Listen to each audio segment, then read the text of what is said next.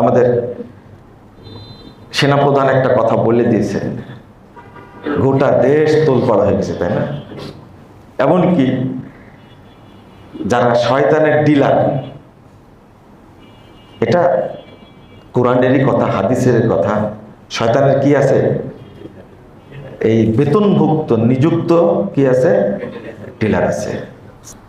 আল্লাহ রাব্বুল আলামিন বলছেন,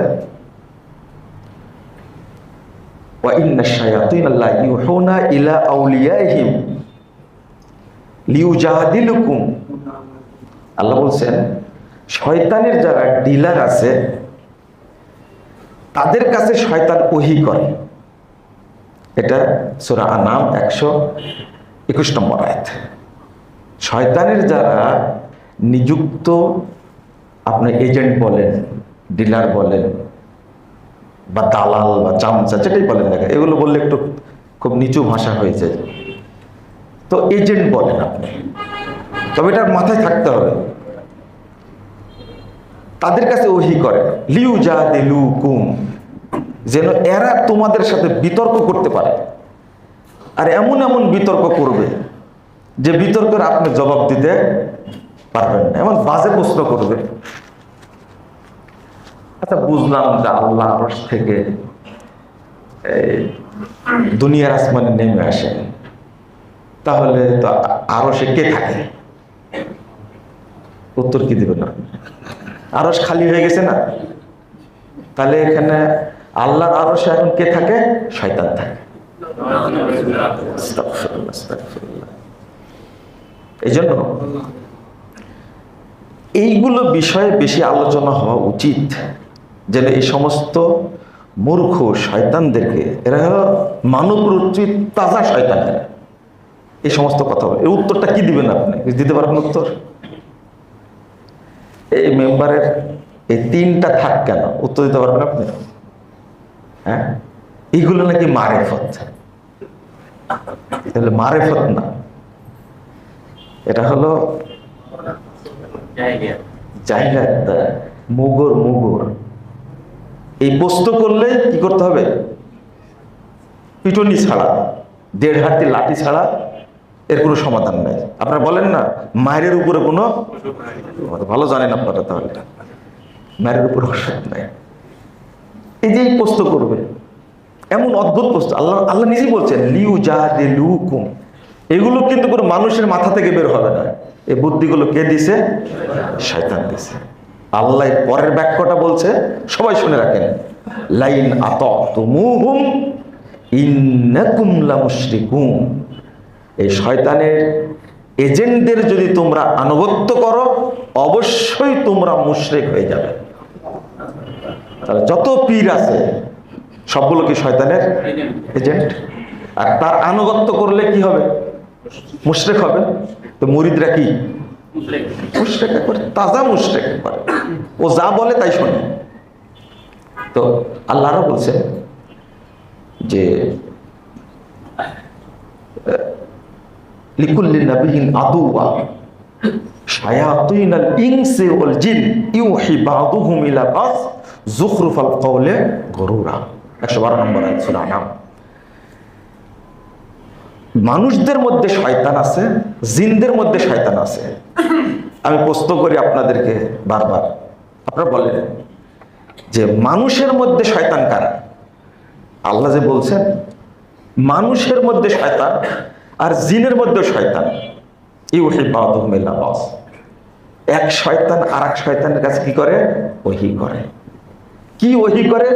যুখরুফাল কওল, একবারে মজাদার চটকদার কথা, চাকচিক্যময় কথা বলে দেয়।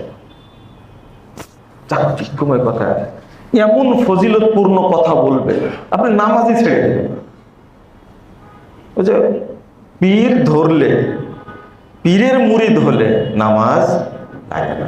পীরের কত ফজিলত!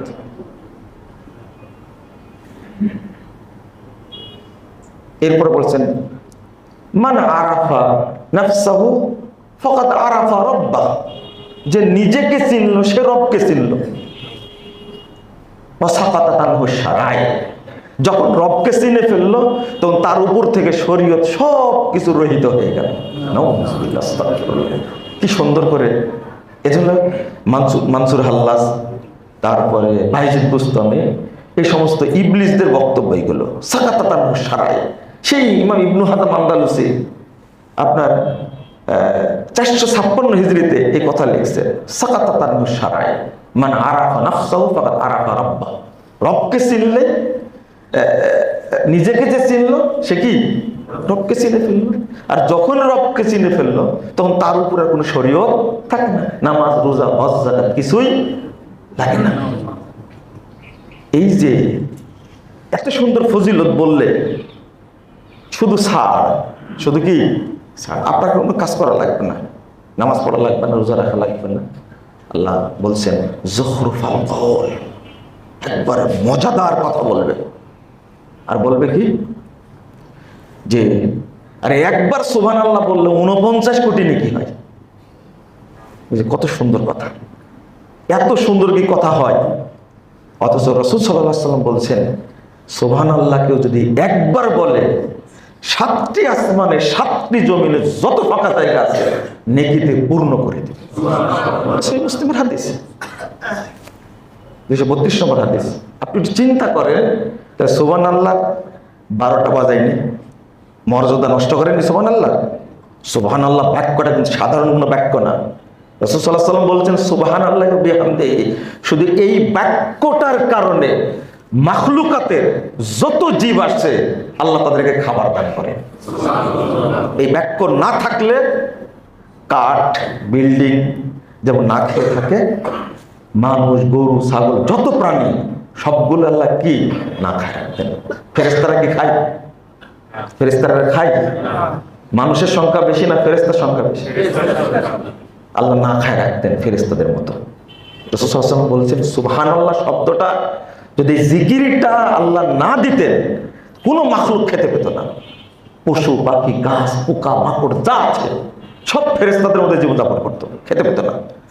আপনি এই বাক্যটার মর্যাদা নষ্ট করলেন যে 49 কোটি নেকি হয়। 49 কোটি নেকি তারপরে মোহাম্মদপুর ভরবে।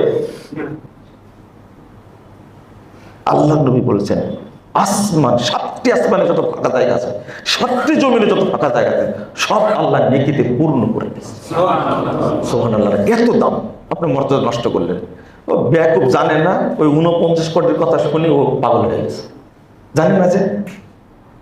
আর কেউ যদি বাইতুল মাকদেসে 2 রাকাত সালাত আদায় করে তার নেকি কত হবে? আমি ভুলে গেছি। না না না, আপনি তো 500 বলছেন, এটা সহিহ হাদিস। কত নাকি হবে? 500 বাইতুল মাকদেসে। আর ফজিলত তৈরি করেছে 31 কোটি, না সরি 64 কোটি 31 লাখ কত হাজার যেন করেছে। এত সুন্দর ফজিলত বললে এটা কি যুখরুফাল কওল, চাকচিক্যময় কথা। কেউ যদি টিস্যু নিয়ে, ঢেল নিয়ে, তারপরে হাঁটাহাঁটি করে এই পবিত্রতা হাসিল করে, 14 পারা কোরআন পড়ার সমান সওয়াব পাবে। আর টঙ্গীর মাঠে যদি যায় তাহলে কি পাবে? হজ্জের নেকি পাবে। চিন্তা করে, টঙ্গীর মাঠে বাবা আমরা হজ করতে পারি না তো, তাই টঙ্গীর মাঠে যাই যেন হজ্জের একটা নেকি হয়। কি সুন্দর ফজিলত বর্ণনা করে দিছে। লা হাওলা ওয়ালা কুওয়াতা ইল্লা বিল্লাহ। এই যে আল্লাহ বলছেন যুখরুফাল কওল,